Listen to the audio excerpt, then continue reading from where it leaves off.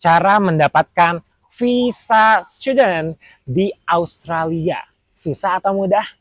Jawabannya tidak susah, tidak mudah, tapi penuh dengan tantangan begitu ya. Nah, seperti apa sih syarat-syaratnya dan juga dokumen-dokumen yang harus kita siapkan untuk kita bisa mendapatkan visa student atau visa pelajar di Australia? Simak video ini selengkapnya.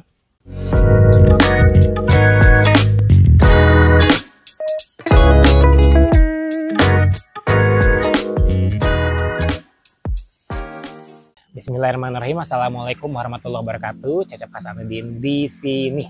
Di video kali ini kita akan membahas terkait dengan visa student di Australia. Nah, saya sendiri akan belajar di Australia untuk S2 saya dari beasiswa LPDP, begitu ya. Yaitu saya akan belajar di Monash University dengan jurusan Master of Education. Dan pastinya kita tidak bisa berangkat ke sana kalau kita tidak mempunyai visa. Karena untuk masuk ke negara Australia pastinya butuh visa. Dan untuk kita bisa mendapatkan visa tersebut dan pastinya juga kita harus mempersiapkan dokumen-dokumennya. Tidak mudah memang dokumennya, tapi tidak sulit maksud saya ya untuk dapetin dokumennya, tapi penuh tantangan. Banyak sekali yang harus disiapkan, gitu ya. Tidak dalam waktu 1 minggu beres. Insya Allah kita bisa menyelesaikan ini dalam kurang lebih 2 pekan sampai 3 pekan bisa menyelesaikan dokumennya kalau kita memang rajin dan juga cepat begitu ya mengerjakannya. Yang pertama pastinya sebelum ke dokumen kita harus tekankan dulu ya bahwa visa pelajar ini atau visa student ini adalah visa yang diberikan oleh pihak dari pemerintah Australia untuk mahasiswa internasional yang belajar di Australia. Durasinya kurang lebih 2 tahun sampai 3 tahun diberikan untuk bisa belajar di Australia sana. Dan di Australia ini gitu ya, pastinya berbeda dengan negara-negara lainnya. Jadi ini fokus saja disclaimer dulu, fokus kalau kita hanya di visa studentnya Australia saja. Syaratnya sebenarnya seperti dengan negara-negara lainnya. Pertama pastinya ada formulir yang harus diisi ya dan juga ditandatangani. Silahkan diisi saja, gampang bisa di-download ya di website imigrasinya. Lalu kita juga siapkan formulir GTE. Di situ kita juga tinggal mengisi saja formulir-formulirnya begitu ya. Jadi ada 2 formulir yang harus diisi, yang pastinya harus ditandatangan juga oleh kita.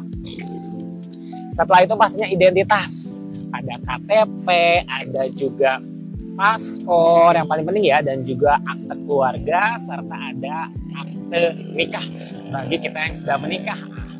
Sini juga penting, keempat dari dokumen tersebut harus kita translate ke dalam bahasa Inggris.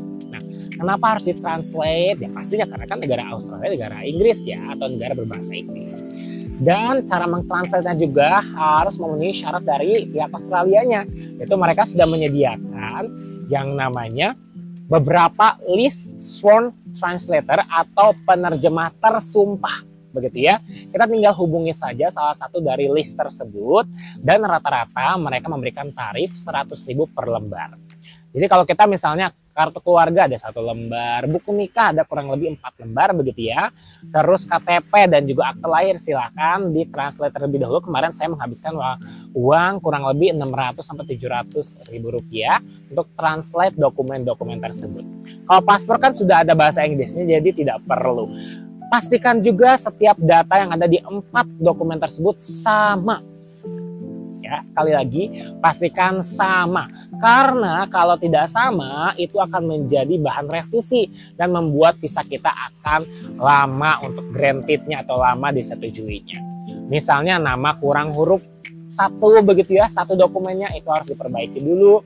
Atau misalnya ada kesalahan spasi, kesalahan huruf depan, huruf belakang, pokoknya pastikan sama semua. Apalagi kalau namanya sulit ya, namanya memang nama-nama kekinian yang memang harus dieja dengan hal-hal sedemikian rupa begitu ya. Silahkan pastikan sama dulu dokumen-dokumen semuanya ya, seperti itu. Setelah mentranslate dokumen-dokumen itu, pastinya kita juga ada beberapa dokumen yang harus disiapkan lagi ya. Pastinya ijazah dan juga transkrip nilai ya. 2 hal tersebut pastikan juga sudah dilegalisir oleh kampus kita. Jadi kita harus kembali ke kampus kita untuk melegalisir dua dokumen tersebut ya. Kita fotokopi dulu, kita legalisir. Di kampus saya sendiri di UIN Sunan Gunung Jati Bandung itu perlu biaya untuk melegalisir kurang lebih 5.000 sampai 10.000 per lembarnya, saya lupa lagi begitu ya. Sekarang siapkan juga untuk dana yang itu. Lalu setelah itu ada pas foto yang harus di print, bukan di print ya, soft filenya saja sudah cukup begitu ya. Silakan pas foto. Lalu ada juga list formulir, bukan formulir ya, isian yang harus kita isi yaitu data keluarga kita. Ini penting karena nanti kalau kita akan menginvite atau mengajak keluarga kita ke Australia, itu datanya sudah ada di pihak imigrasi, jadi enak tuh, tidak usah banyak yang harus diisi lagi, nanti tinggal datang saja keluarga kita walaupun tetap harus butuh visa visitor begitu ya untuk datang ke Australia. Diisi saja selengkap-lengkapnya, mulai dari birthday, tanggal lahir, terus alamat rumah dan juga kontak ya, pastikan juga diisi. Setelah itu kita harus mempersiapkan yang namanya, ini yang paling penting, yaitu ada OSHC atau asuransi kesehatan. Nah, ini ya. Asuransi kesehatan ini menjadi penting sekali, begitu ya. Kenapa? Karena asuransi kesehatan ini menjadi jaminan kita kalau nanti kita sakit kan di negara luar ya. Dan karena negara luar tersebut juga itu memfasilitasi rakyatnya gratis, tapi tetap bayar juga sih ya.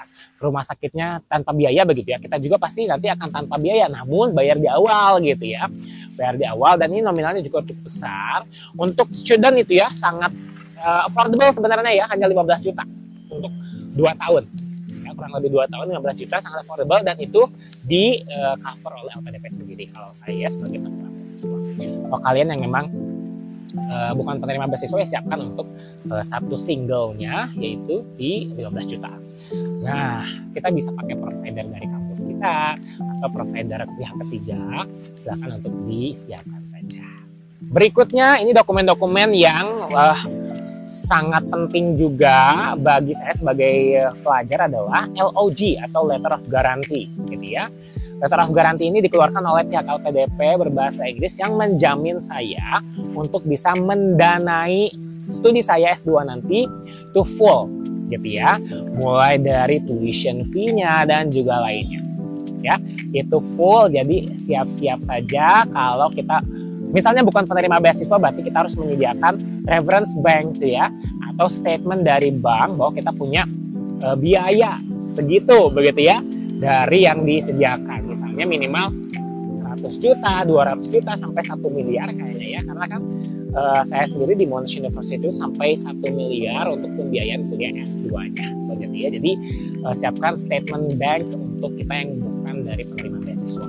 Kalau dari beasiswa LPDP siapkan LOG ataupun Letter of Guarantee-nya. Lalu CV terupdate, buat CV seperti CV untuk S2 ya. Jangan CV-CV yang normal yang di Indonesia itu tidak diterima. Pakai CV yang buatnya baris-baris, ada banyak di internet, cari saja bentuknya CV S2 yang formatnya Harvard. Cari banyak di internet ya, CV S2. Lalu pastinya LOA unconditional ya, atau Letter of Acceptance unconditional yang sudah kita dapatkan dari kampus kita ya. Itu juga tolong disiapkan. Lalu ada juga paspor orang tua, dan disarankan paspor ibu begitu ya, agar nanti tahu nih nama orang tuanya seperti apa. Misalnya kan dicari tuh nama ibu ya, nama kandung, nama anak mudanya dari ibu kita seperti itu.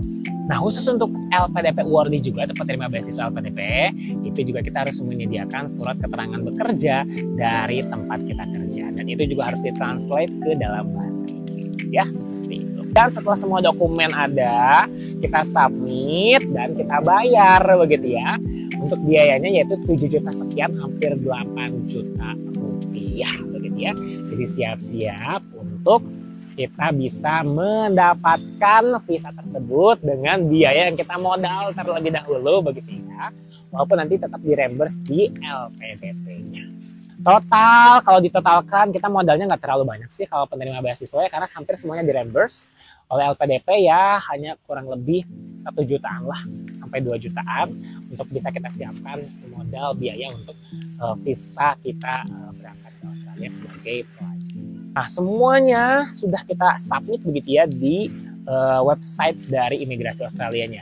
Ada satu hal lagi yang harus kita lakukan, yaitu MCU alias medical check up.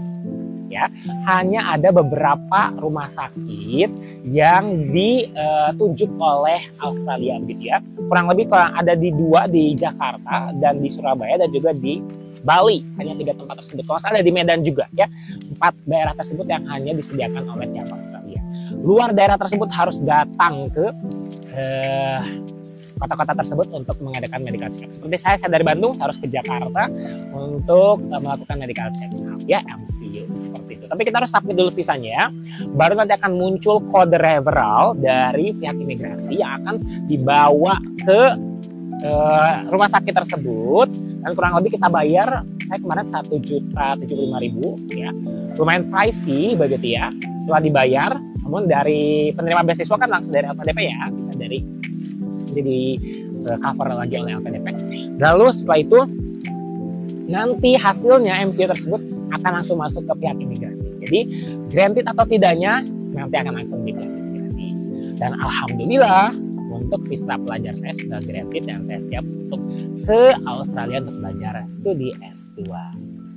Nah, itu dia dokumen-dokumen yang harus kita siapkan untuk mengsubmit visa begitu ya, atau memohon visa pelajar di negara Australia. Nah, kalau mau mudah, kita juga bisa memakai jasa agen pendidikan ya. Kita tinggal sediakan dokumen-dokumennya, berikan kepada para agen-agen pendidikan biar mereka yang bekerja begitu ya. Kita tidak usah bayar juga tuh agen pendidikan ya, karena mereka akan dapat fee-nya langsung dari pihak kampusnya seperti itu ya. Kita tinggal menyediakan bahan-bahannya saja, enaknya seperti itu ya. Tapi kalau mau sendiri juga tidak apa-apa, silakan untuk menyediakan ya. Oke, itu dia untuk journey beasiswa saya dan juga journey scholarship saya, journey studi S2 saya sebelum berangkat ke Australia nanti, memohon visa pelajar Australia seperti itu ya. Mudah-mudahan dilancarkan sampai nanti kita berangkat ke Australia.